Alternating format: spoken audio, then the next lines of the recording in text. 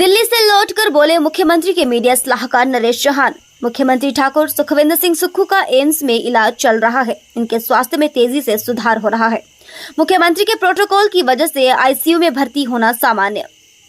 शिमला में मीडिया से बातचीत करने के बाद नरेश चौहान ने कहा कि सीएम के सारे टेस्ट की रिपोर्ट सामान्य आई है। उन्होंने कहा कि उम्मीद है कि 1-2 दिन में उनको एम्स अस्पताल से छुट्टी दे दी जाएगी।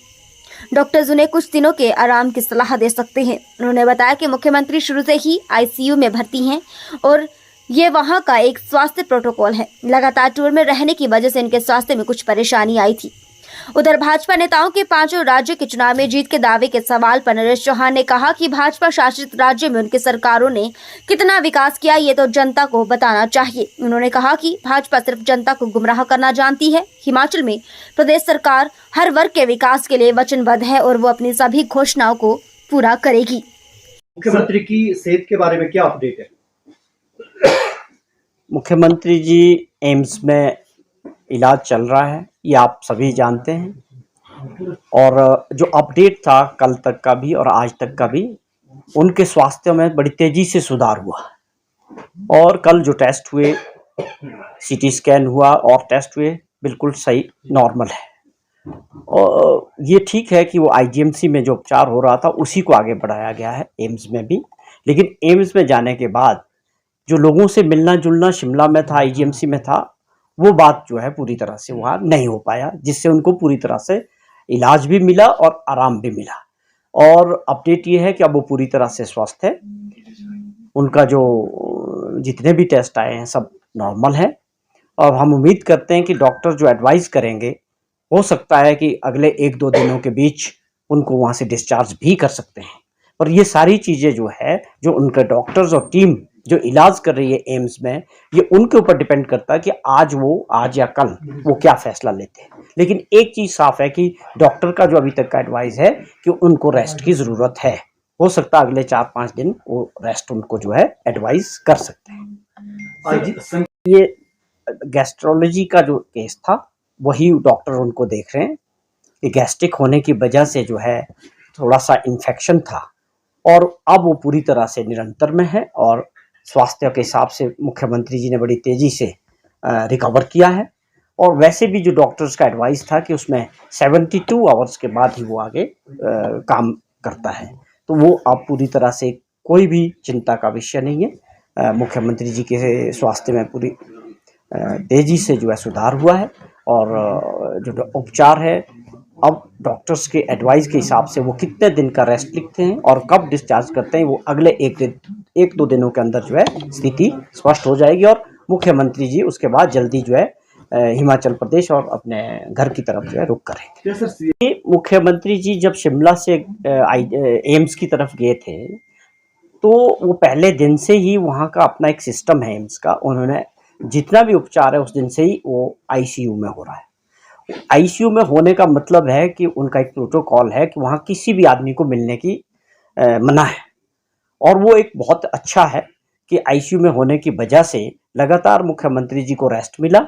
और उनके उपचार में जो है एक प्रोटोकॉल है कि कब कौन सा टेस्ट होगा, कब कौन सा टेस्ट रिपीट होगा, मॉनिटरिंग कैसे होगी, वो उस लेवल का आप समझ सकते हैं कि एम्स के लेवल का है।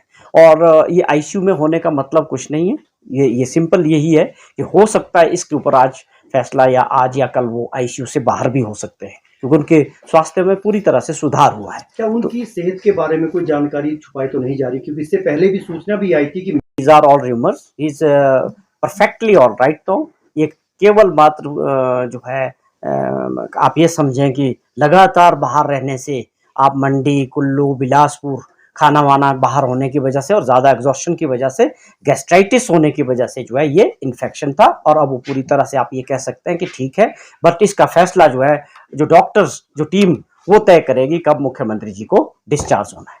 कौन सा क्या चीज़ में विरोध करना है विपक्ष के नाते, लेकिन सरकार को हर चीज़ को देखना है। कानूनी तौर पे इसके ऊपर राय ली गई है, आगे का रोस्टर तैयार हो रहा है, उस पर काम हो रहा है। तो ये कोई ऐसा विषय नहीं है जिस तरह से इसको भाजपा के नेता जो है लटकाने वाली जो बात कर रहे हैं, उसमें ऐसी कोई बात नहीं है। ये एक प्रोसेस है, जैसे ये क्लियर होगा उसके बाद इसका चुनाव हो जाएगा। 5 राज्यों में जिस तरह से चुनाव, देखिए भाजपा की अपनी मजबूरी है, भाजपा देश में राज कर रही है, उन राज्यों में भी वो राज कर रही है जहां पर चुनाव हो रहे हैं, वहां पर मध्य प्रदेश में उनकी सरकार है। तो उनको उस बात को बताना चाहिए कि भाजपा ने उन राज्यों में क्या दिया लोगों को। वो हिमाचल की बात अगर आज कर रहे हैं तो वो एक स्वाभाविक तौर पे कि हिमाचल प्रदेश में जो कांग्रेस पार्टी ने और हिमाचल प्रदेश के लोगों ने जो कांग्रेस की सरकार बनाई है, वो एक सबसे बड़ा चैलेंज भाजपा के लिए था। इसका मतलब वो उन चीजों से डर रहे हैं। हमने किया है, ओपीएस को बहाल करने वाली देश के अंदर पहली सरकार बनी, पहली कैबिनेट में किया। 1,36,000 लोगों को आज पेंशन मिल रही है। उस पर सवाल करें भाजपा वाले, बताएं, उस पर कुछ बता सकते हैं? एक आदमी को 1700 पेंशन मिलती थी, आज उसको 37,000 पेंशन मिल रही है। क्या इसका जवाब भाजपा के नेताओं के पास है? क्या ये सरकार के फैसले से नहीं हुआ? क्या ये कांग्रेस पार्टी की जो कमिटमेंट थी लोगों से, क्या वो पूरी नहीं हुई? और जितने भी और कमिटमेंट्स है उसके ऊपर सब कमेटीज बन के काम कर रहे हैं। सरकार का काम क्या घोषणा करना नहीं है, जमीनी स्तर पे इन फैसलों को आगे लोगों तक कैसे पहुंचाना है, इसके लिए पूरा एक मैकेनिज्म होता है, सरकार काम करती है।